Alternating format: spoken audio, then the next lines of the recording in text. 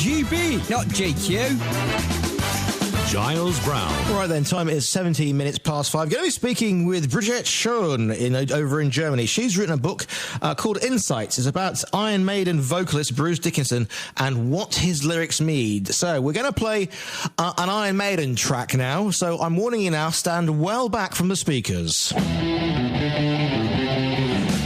Brigitte Schoen up next.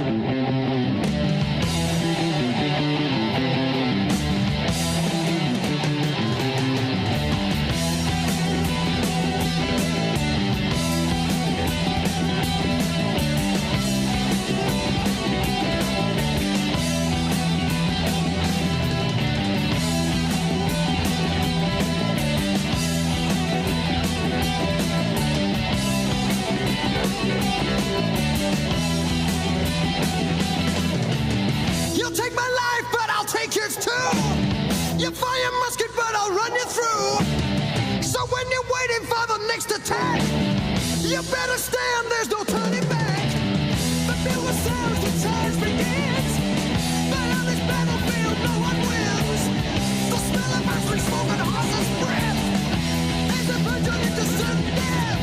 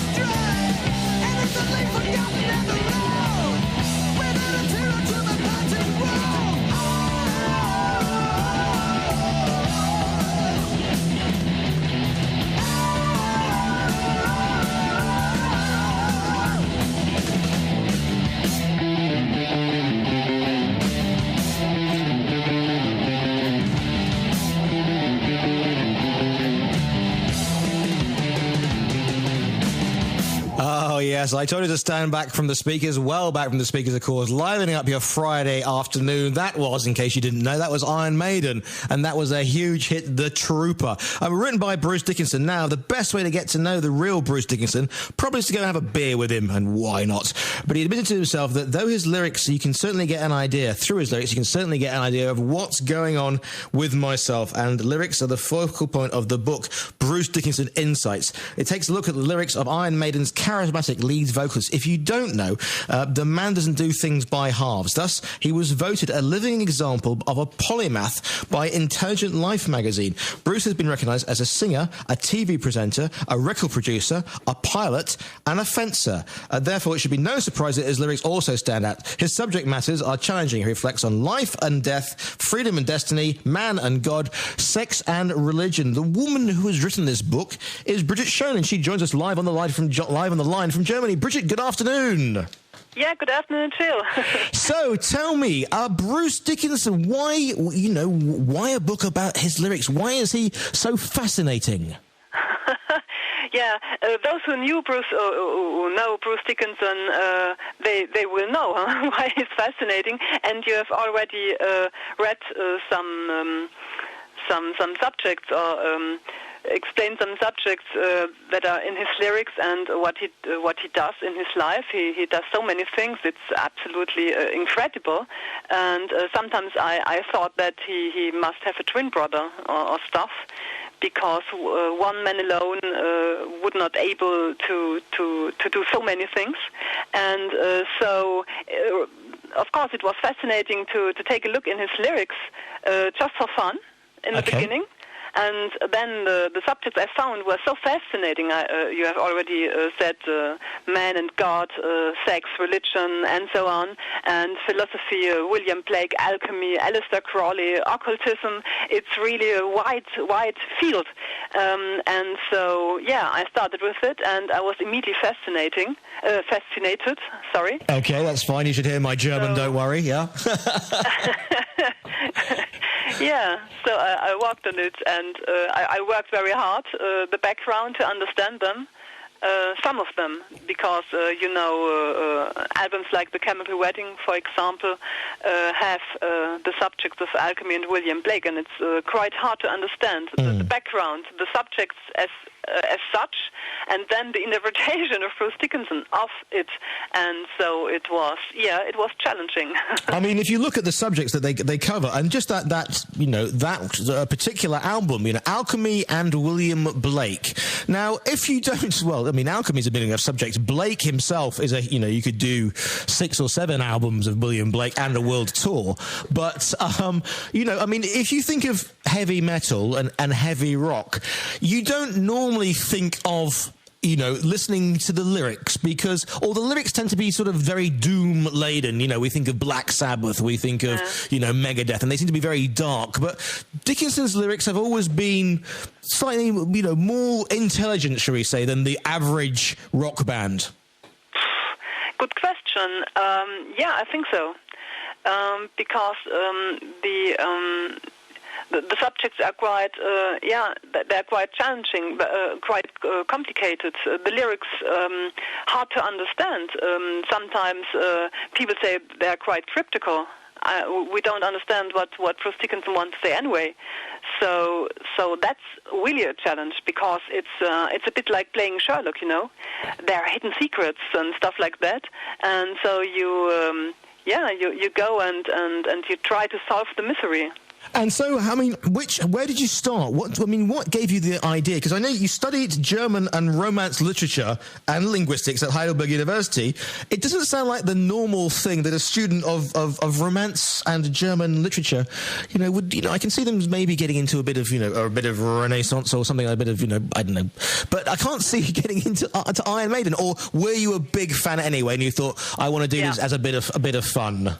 Yeah, that's it. I've been a fan of Iron Maiden since 1980, something. Yeah. So a long time, really. And I listened to The Number of the Beast a friend gave me at this time, and I was addicted. Well, that's an album itself which is very dark and has got some really interesting lyrics in it. So that was a very, very dark album. 666, you know, the song 666 Number of the Beast. I mean, that's already, you know, it's quite a dark album. Yeah, but it was clear for me when I heard it for the first time that this was my music, heavy metal anyway. No, at the beginning I thought it was rather rock music like this, but then it was heavy metal, and with Iron Maiden it was Iron Maiden, and not only heavy metal, you know. And later on I listened to Bruce solo songs, and I thought it's incredible, very great stuff, and so yeah, I love them. And so, I mean, how long did it take you to get the book together, to compile the book? And did you find a new dimension to the lyrics of Bruce Dickinson? Yeah, in fact, I think so. I tried to translate them in German. And to make a good translation, you have to understand the lyrics. Right, okay. And other texts as well. So you have to dive a bit. And so yeah, I think there are deeper dimensions. There are from the Skunkworks album, for example.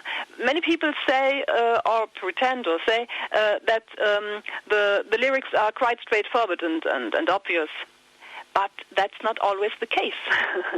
It's only because the words are and the story is quite obvious or easy to understand. But yeah, superficial, yes, or superficially understand. But when you take a deeper look, you can find something deeper, something more profound. And I mean, Dickinson himself, he doesn't do a lot of publicity, does he? The Iron Maiden are revered as one of the greatest rock bands that England has ever produced or the UK has ever produced. But he doesn't do a lot of the PR stuff, does he? So he's quite reserved, and he's a pilot, he's a fencer, he's got so many strings to his bow, as we say. He's got so many different angles to him. I didn't get. He's got so many as a person. He's got so many different things that he does, and this reflects in his lyrics. Yeah, absolutely. On one hand, it's quite obvious. Some songs about aviation and history and stuff, and physics and so on. But on the other hand, it's quite one subject or one philosophy, perhaps, that is really quite often to find in his lyrics, and it's a sort of where do we come from? Why are we here? Where do we go to? So the questions about life and death, and even in the lyrics of Iron Maiden, Bruce Dickinson wrote, you can find some of this, like in Revelations or Power Slave or stuff. So did you try and get in touch with Bruce to ask him himself what the lyrics meant, or did you just take it on yourself? Or did you come back to him, or did you just decide, I'm going to translate the lyrics into German and find them, or did Bruce know that you were doing the book? Yeah, indirectly, because I searched many. I checked the internet and stuff, books and so on, and to listen or to read interviews. Yeah. And so he talked to me, but not directly. I like it. So, what do you think that what do you think that readers can discover? That Bruce is a fascinating man, has a unique look at the world, and asks some big questions. And and the question was? Yeah, what is your?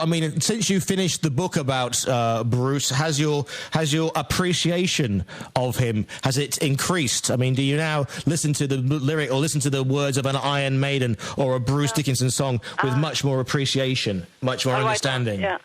No. Yeah. Yes, indeed. It was, you know that he is a fencer and a pilot and so on, but there are so many more. In fact, the subjects, and I have really the feeling that it's not that he had taken a look to the subjects superficially, but really he get to the core of it. Okay, absolutely. If I was just going to say, you've finished this book, yeah. What is going to be the next projects for you? What's your next book going to be? You've done Iron Maiden. Will you do Rammstein? Will that be your next? Because you could have some real fun with them. That would be an idea, perhaps. Yeah, perhaps. I don't know. No, at the moment, really, I will take a look at Iron Maiden's lyrics, and but I don't really plan something at the moment. And the other thing, who knows? The other thing, of course, is that you're a teacher. You're teaching French and German to students up to 19 years age at school. What do they think that their professor is also a scholar of Iron Maiden? There are only a few people who knows it. In fact, of my pupils, I don't know. Normally, you don't talk about those things in your lessons. Right. So I'm a French and German teacher and not English. So I have not really the opportunity to do an Iron Maiden song in my lessons. Great. Great, and to interpret the lyrics and not German classics. Just saying, I have to ask you one question, because you said you translated, Iron Maiden lyrics from English to German. So please tell me in German, what is 666, the number of the beast in German? Do you know that one? 666, yep. Die Zahl des Tieres. Say it again, please. 666. Yep. Die Zahl des Tieres. Right, thank you very much. The book is called Bruce Dickinson Insights. It's available, it came out yesterday on Troubadour Publishing, I believe, and it's by Bridget Schoen. Bridget, have a great day. It's been lovely to speak to you, and enjoy your weekend. Thank you very much. It was entirely my pleasure. Take care. There's Bye. a pawn shop on the corner In downtown Fwinga.